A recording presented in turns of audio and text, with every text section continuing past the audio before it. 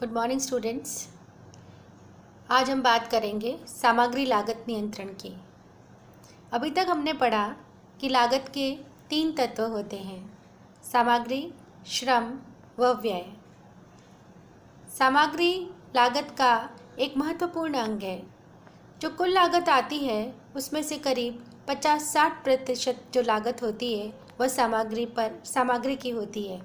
अतः हमें सामग्री पर नियंत्रण रखना आवश्यक है।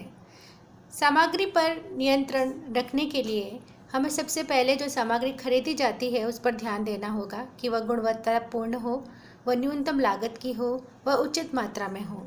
अगर हम कम सामग्री लेंगे तो हमारा उत्पादन प्रभावित होगा, उत्पादन प्रभावित होगा तो हमारा विक्रय प्रभावित होगा, विक्रय प्रभावित होगा तो अल्टीमेटली व्यवसाय का लाभ प्रभावित होगा।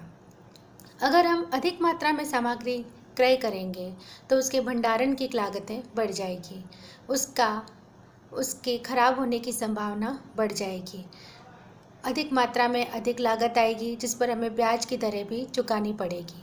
अतः सामग्री की जो परचेज होनी चाहिए, जो खरीद होनी चाहिए, वह उचित मात्रा में होनी चाहिए। Right quantity, at right time, at right price, ये सब बातें ध्यान में रखकर हमें सामग्री को खरीदना चाहिए। सामग्री खरीदने के बाद उसकी हानि नहीं हो, उसका अपव्यय नहीं हो, उसमें छीजत नहीं हो, यह सब भी हमें ध्यान रखना चाहिए। अतः सामग्री का नियंत्रण रखना भी एक आवश्यक कार्य है। सामग्री पर नियंत्रण स्थापित करने के लिए कई तकनीकें हैं। उसमें से आज हम एक महत्वपूर्ण तकनीक पढ़ेंगे, वह है आर्थिक आदेश मात्रा, economic order quantity. Economic order quantity का मतलब है कि हमें कितनी मात्रा में सामग्री खरीदनी चाहिए। सामग्री जब हम खरीदते हैं तो कई प्रकार की लागतें आती हैं। सर्वप्रथम लागत आती है आदेश देने की लागत। आदेश देने की लागत में जैसे गाड़ी भाड़ा, transportation cost, stationery, telephonic calls, डाक की इत्यादि लागतें आती है। उसके बाद जब सामग्री खरीद ली जाती है उसकी भंडारण लागतें आती है जिसको हम कहते हैं कैरिंग कॉस्ट और स्टोरेज कॉस्ट। जैसे सामग्री आई तो सामग्री को हमने भंडार गृह में रखा तो भंडार गृह के रखरखाव की लागत, भंडार गृह का जो व्यक्ति है, जो उसका स्टोर कीपर है, उसकी सैलरी, इंश्योरेंस, बीमा इत्यादि लागतें आती है। तो सामग्री कितनी मात्रा में खरीदनी चाहिए उसके लिए आर्थिक आदेश मात्रा हमें बताता है कि सामग्री उस मात्रा में खरीदनी चाहिए जहां पर आदेश देने की लागत और भंडारण लागत बराबर हो। या हम ये कह सकते हैं कि जो सामग्री खरीदने में जो लागतें आती है जब वो न्यूनतम होती है तब हमें उस मात्रा में सामग्री खरीदनी चाहिए। इकोनॉमिक ऑर्डर क्वांटिटी के लिए एक फॉर्मूला है, वो फॉर्मूला आपको मैं बताऊंगी कि वो किस प्रकार का फॉर्मूला है। वो फॉर्मूला इस प्रकार है, EOQ is equal to √ 2AO upon IC। EOQ का अर्थ आर्थिक आदेश मात्रा है। A का अर्थ सामग्री का वार्षिक उपभोग इकाइयों में है, इन units, means consumption of material in units। O का अर्थ प्रति आदेश की लागत, means ordering cost। I का अर्थ एक इकाई के भंडारण पर एक वर्ष की लागत, means when we store 1 unit in a storehouse then its cost of 1 year।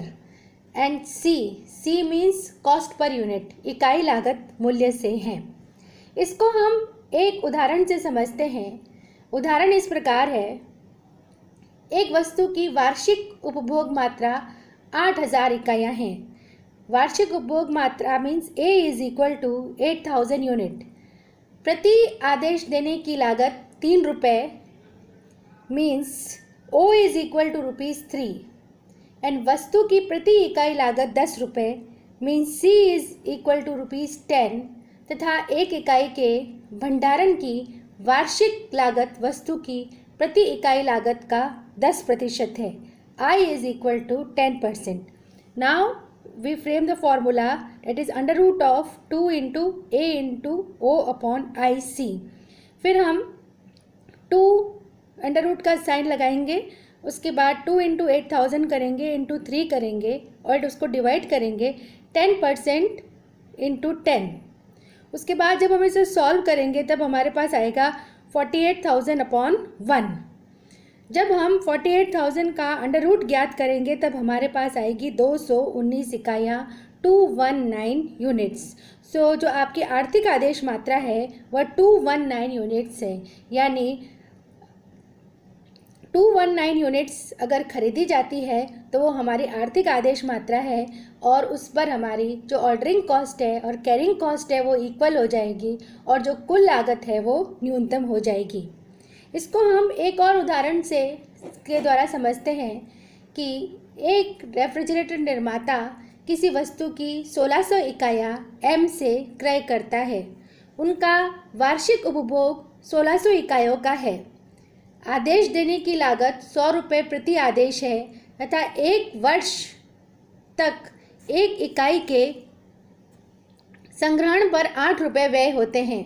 मितव्ययी आदेश मात्रा की परिगणना हमें करनी है, तो वो हम इस प्रकार करेंगे। इस प्रश्न में हमारे पास A है, वो है 1600 यूनिट, 1600 इकाइयाँ।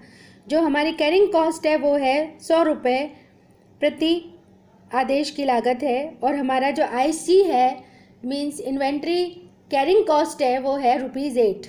तो हम फिर से वो फॉर्मूला अप्लाई करेंगे, under root of 2 into A into O upon IC।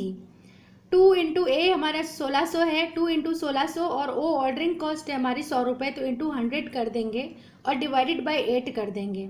जब हम इसको सॉल्व करेंगे तब हमारे पास आएगा अंडर रूट 40,000। जब हम इसका अंडर रूट ज्ञात करेंगे तो वो आएगा 200 यूनिट्स।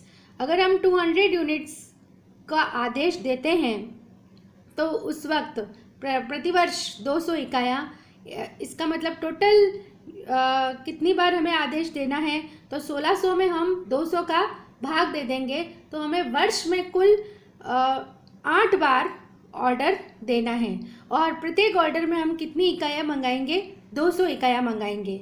जब 200 इकाइयाँ हम मंगाएंगे तो उस स्थिति में हमारे जो आदेश देने की लागत है और हमारी संग्रहण देने की लागत है वो बराबर हो जाएगी और जो हमारी टोटल कॉस्ट आएगी, total purchase cost plus ordering cost plus carrying cost, ये हमारी न्यूनतम हो जाएगी, लोएस्ट हो जाएगी। तो इस प्रकार इकोनॉमिक ऑर्डर क्वांटिटी के द्वारा भी हम सामग्री पर नियंत्रण स्थापित कर सकते हैं।